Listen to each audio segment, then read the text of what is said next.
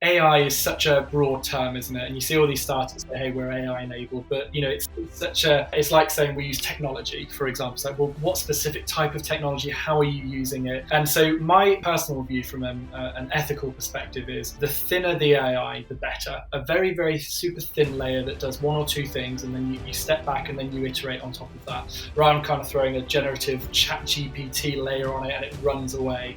So we are using this, and our first step into AI is making mental health insights more bite-sized, if you will, and quicker to digest. So you can do some quite clever things on quantitative analysis. So when we're tracking how we're feeling, we can pick up on certain trends. For example, we're trending upwards or downwards. We can do comparative, is how you're feeling this month on average compared to February. We can also do theme analysis and sentiment analysis on the journal entries.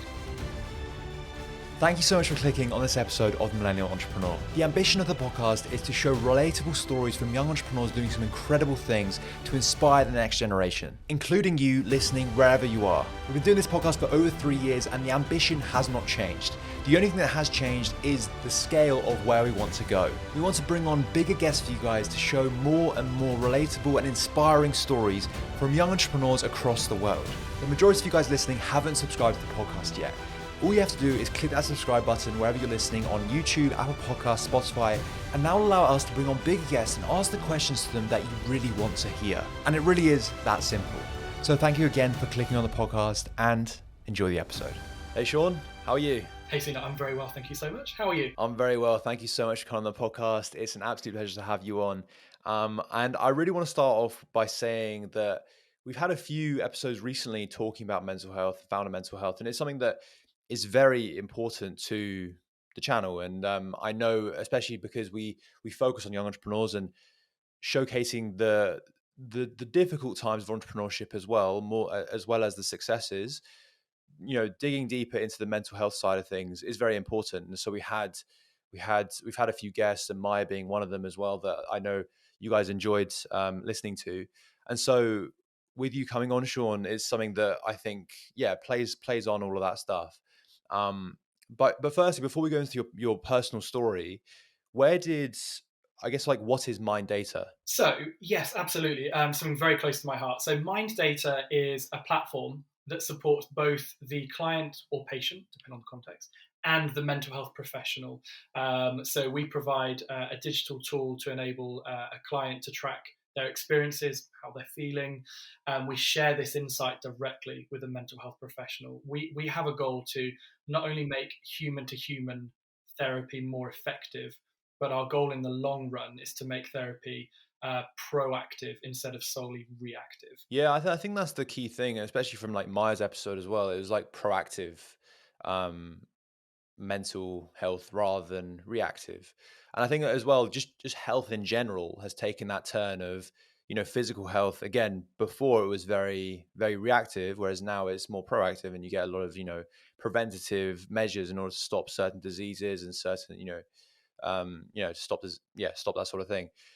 So now that we're going towards the same transition for mental health, why is Mind Data so important in today's age? Well, I think the first thing is we see these, technology is really kind of meeting mental health support head on. And when I was first considering building a mental health technology, I realized that quite a lot of the apps out there or online platforms are almost somewhat replacing the human to human element. So whether it's kind of a virtual therapy at a distance, nothing wrong with that, my God, but or there's the kind of AI chatbot therapy in your pocket kind of thing.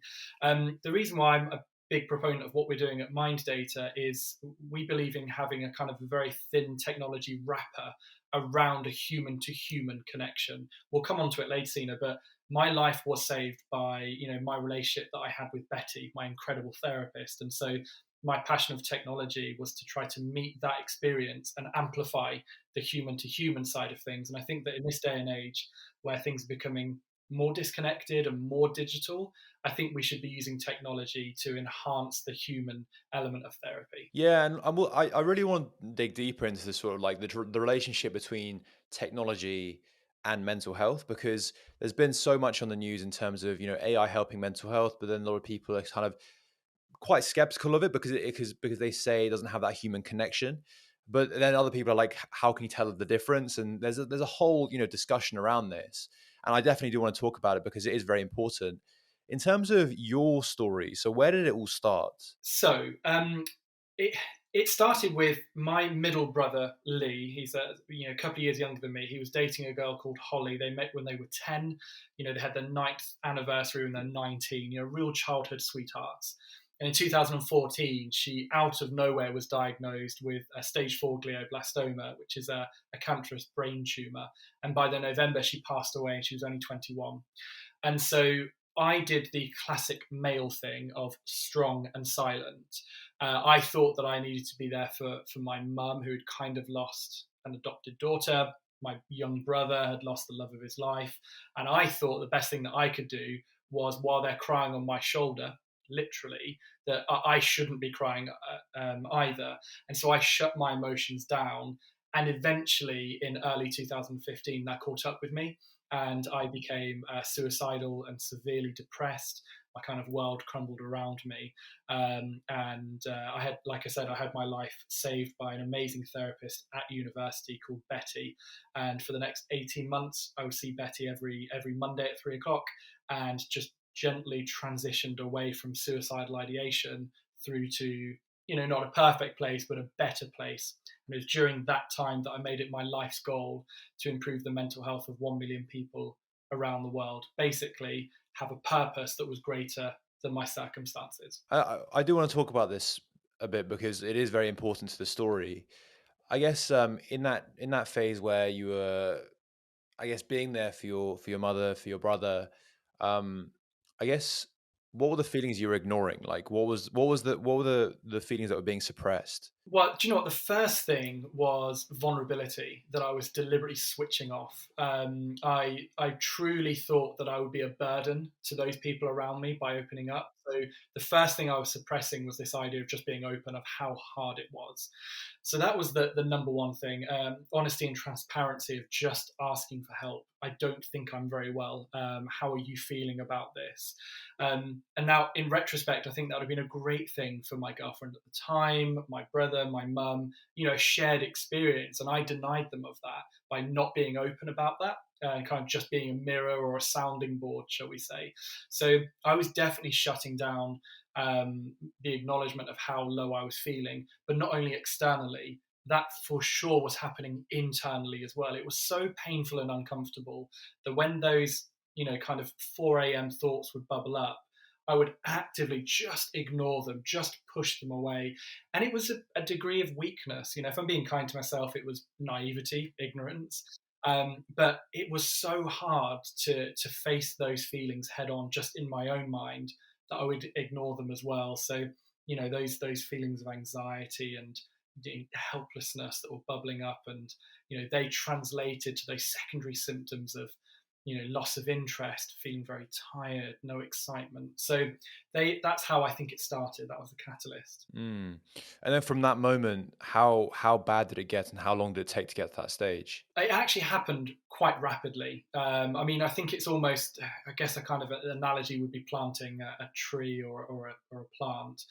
You put the seed into the ground, and seemingly nothing is happening, for months. So she died middle of November, and right November, December, January, February, into March even, on the surface, nothing was really happening. But once it kind of came out, and I really started to just shut down, it was exponential, the rate at which I just then became suicidal. And my suicidal planning was to overdose on pills. I didn't have the confidence. It's very weird, by the way.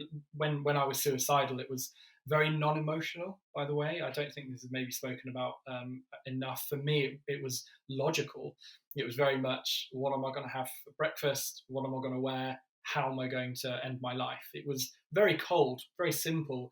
And I kind of logically thought, I'm not going to, hang myself. I don't think I have the confidence to do anything to my wrists. Pills seemed like an easy way of doing it. I've now learned from my subsequent therapist that actually it's a quite horrendous way to go potentially. But at the time, that's what I was planning. And so from first kind of, I'm feeling a little bit tired, I'm withdrawing from my friends, kind of the March, by late April, May, that's the situation I was in. It happened externally very quickly, I would say. I do want to talk about this slightly because it is very important to both yourself as well as people listening as well as your business. And I think with men there is a big thing when it comes to people, like men should speak more about mental health. I kind of think that's an oversimplification because I think the issue that I think maybe this from my personal experience of just talking to friends of mine, it's not always the fact that like you want like you can talk more. Sometimes it's like reflecting internally and having the confidence to look at yourself and be like, what am I actually feeling right now? And that's I think what the real issue is with when it comes to men. It's not talking more. It's more trying to understand yourself as to why you're feeling sad, why you're feeling anxious, and all these underlying emotions. And I think you kind of talked about it there. It was very logical to you. You didn't really like know, I think, deep down how you were feeling. It was more like, this is just how I feel, this is what it's going to be. And I think that's the definite the difference of what I think it's just the oversimplification of men should talk more. I totally agree. I mean, it's when you break that algorithm down of right, the outcome is men talking to each other. What are the inputs? And well, the inputs are what are you talking about? You have to have some degree of self awareness, emotional intelligence to articulate how you're feeling and say, "Hey, Sina, I'm feeling X, Y, Z." If you haven't got X, Y, Z, what am I going to present to you? So you're absolutely right. It's an inside game, isn't it? That's where it starts. Mm. So what drove you to seek help and to have therapy?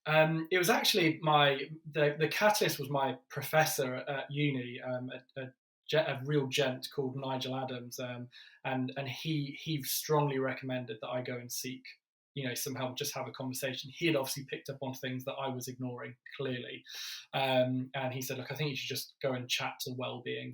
I've never really been aware of what well-being was, and he was the one that pushed me in that direction. I had some amazing support from, again, my girlfriend at the time, my friends, but they can only work with what you're giving them. So if you're not opening up, and God knows I was not, there's only so much you can do to help.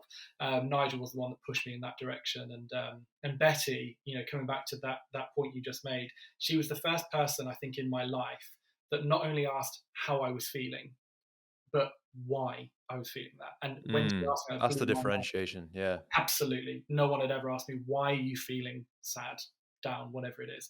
Just kind of opened up a whole new Pandora's box of, oh my, I can reason, I can ask why I'm feeling a certain emotion. I thought they were just fixed. So yeah, absolutely. So Nigel was the catalyst for me, bless him. I think that's like one of the key takeaways people should take from this is like, yeah, reframe the question from why, like, sorry, from how to why. I think that's such a powerful way of reframing. So I want to move on to your business more because of just like time, because so you seek therapy and that kind of saved your life, as you mentioned before. At what stage did you think that, okay, this is bigger than myself? There needs to be more, you know, there needs to be more structure around helping people. Well, firstly, I realised that my experience of going through therapy during that experience was something that would be great to improve. Even though therapy isn't broken, it saved my life. It doesn't need fixing, but there are always opportunities to improve things, no matter how good they are. One of the things that stood out to me that was common amongst Betty or Peter, my therapist outside of university, was the structure around, you sit down with your therapist and you'd say, Sean, good to see you. How are you? What's been going on? Now, to you and I see that's quite an easy, question to answer. When I was suicidal and depressed, I found it incredibly difficult to answer. I had, severe kind of memory loss. I had recency bias. I didn't know how to articulate certain things, and I found that quite a broken way to get into therapy. So I'd kind of stumble through the first 10 minutes of every session, trying to piece together inefficient things. Eventually, we'd kind of latch onto something that we'd then talk. And for me, as a patient, as a client, if you will, I always found the first 10 minutes therapeutic.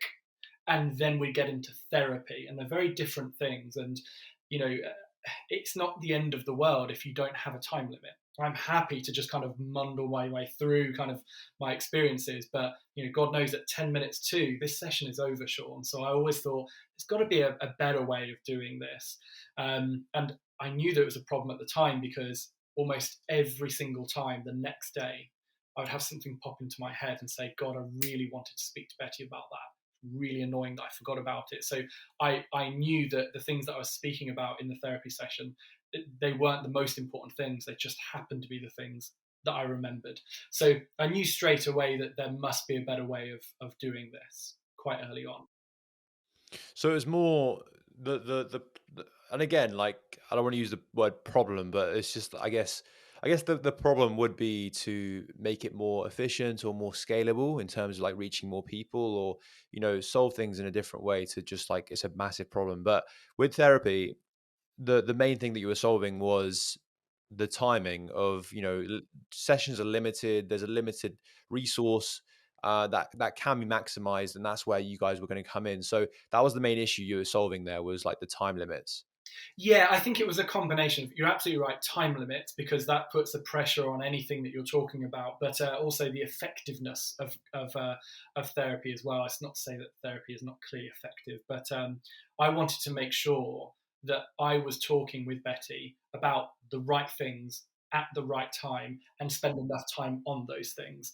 And that's fundamentally what I want to be able to do, and that's why the digital journal of enabling me to track in the moment what I was thinking and feeling to improve my self-awareness so I could come prepared, but funneling these insights to Betty so that she can come prepared. And that kind of opener to say, Sina, good to see you. I know that you've had a challenging week.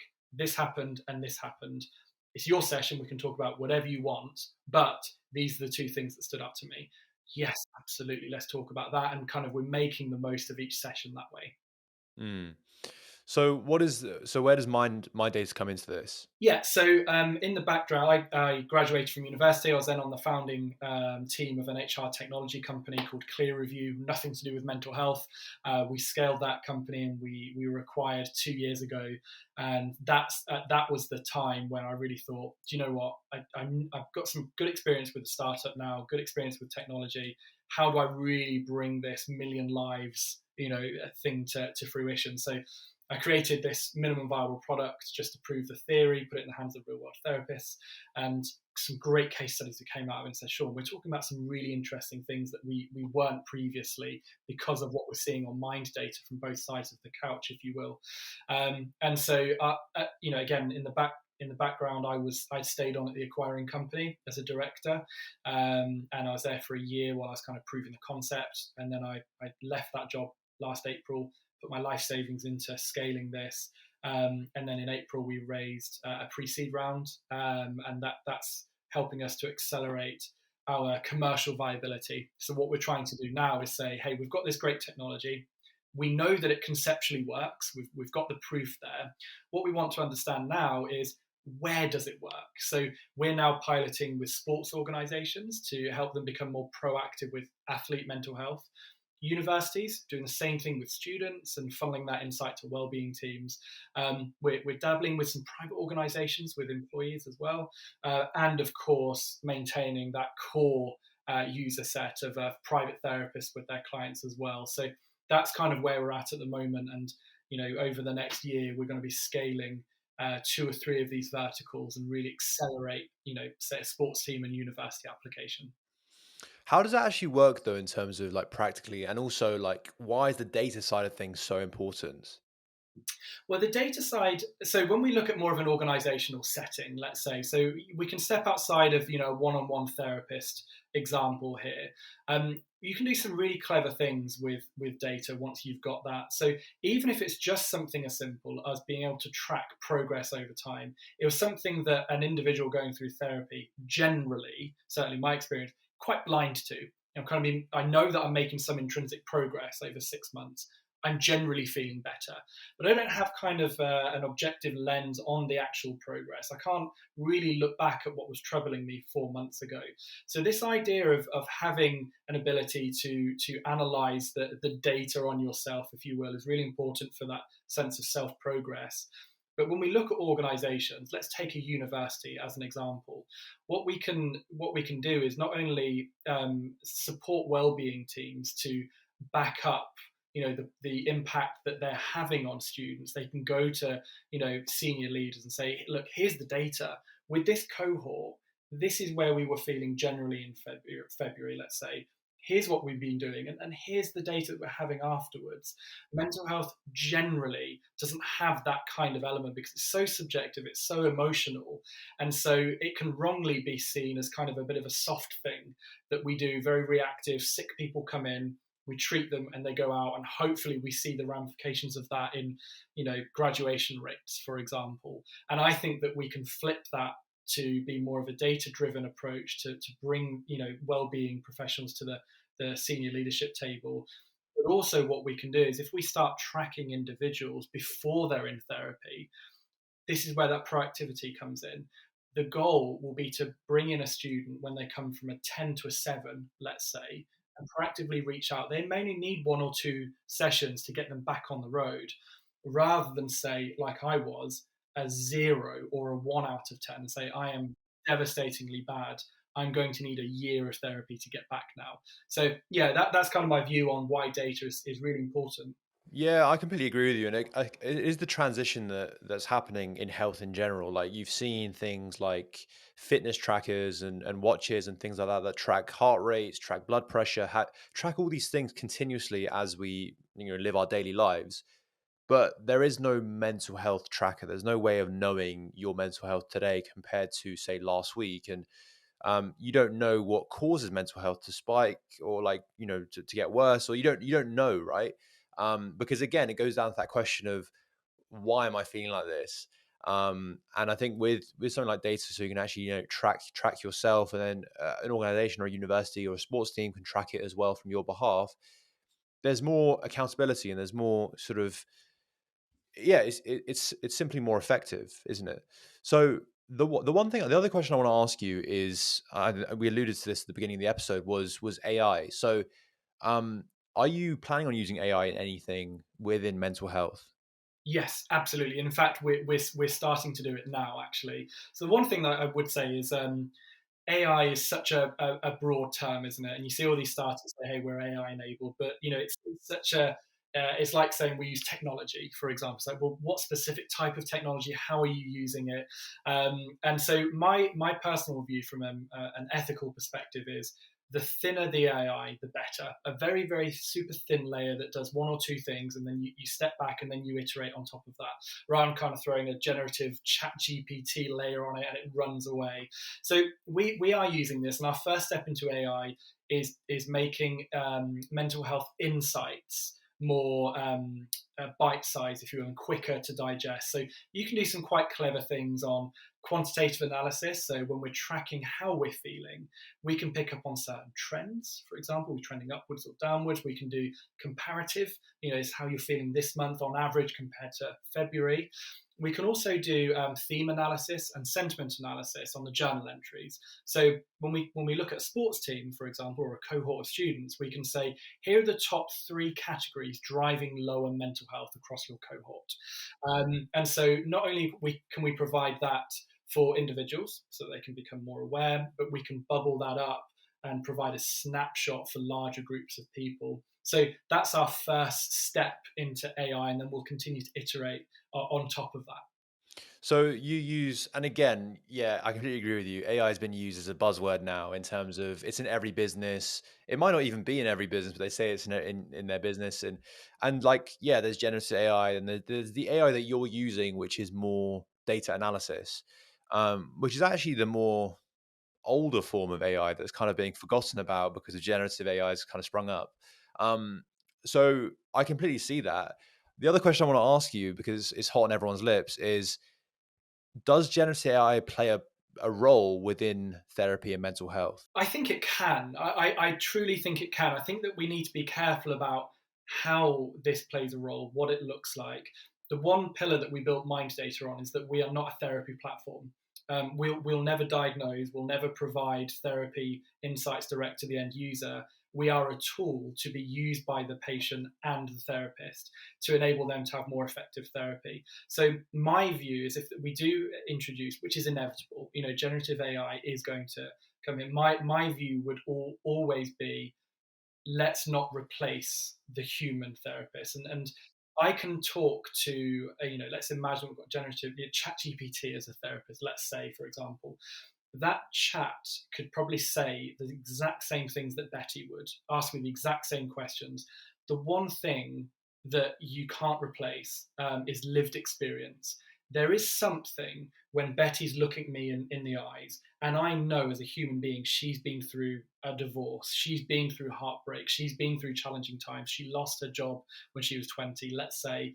There is something that is so human about that really helped me through my journey of not feeling alone. And I think that we're a long way from artificial emotional intelligence. This cold, logical AI, I still don't think is going to replace human support people for a long time.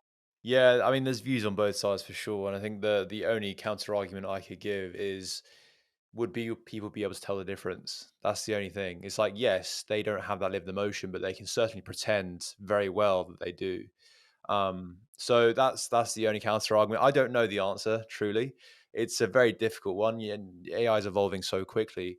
But in terms of your business, you're using it more for the data analysis part of things, and it's very important to do that, right? It gives more actionable thing, like actionable tips, I guess, in terms of what organizations should be doing and what individuals should be doing in terms of like just looking at the data is probably not enough. It's like, how can you actually fix this, and giving more insights around that. Um, yeah, what's next for Mind Data? So the next thing is we're going to continue with these pilots on both sides of the pond here in the UK and over in the States. The goal is to prove commercial viability and where we have the greatest impact. You start classic founder story where you start with the founder's assumption. You try to prove yourself wrong or right, whichever way you're going. And so over the next 6 months, seeing the effectiveness of these pilots and then ramping up to a next funding round where we can take these insights, take this traction and say, hey, here's what we've seen, here's what we've learned, and actually here's what we're going to be doubling down on. We're going to be taking this to every university in the US, for example, and here's what we need the money for. So as part of that will be enhancing the platform to meet those needs, and the marketing and branding to get out there and expanding the team to support those. So at the moment, we're being very careful about what we're learning, make sure we're doing our right due diligence, and then we'll kind of inject that rocket fuel to say, let's run with these two verticals and aim for that. So that's over the next 6 to 9 months. Sounds fantastic, Sean. Sean, it was such a pleasure having you on the podcast, talking about everything Mind Data and your personal experience. Thank you so much for sharing that. Hopefully, it helps people. I know it will, and also inspire people in terms of mental health businesses. How can people stay in touch with you and what you're doing? Thanks, Ina. Yeah, that's very kind. Thank you. So you contact me on my email, or my inbox is always open. So Sean, SEAN, @minddata.io. That's my personal email. You can keep up to date on my LinkedIn, which is just search Sean Ruane, Ruane. I post a lot on there about my founder's journey, mental health. They're the top two you can find out. Minddata.io is our website for more specific things about Mind Data. All right, fantastic. Sean, thank you so much again for coming on the podcast. And yeah, we'll speak very soon. Thank you so much. Thanks, Ina.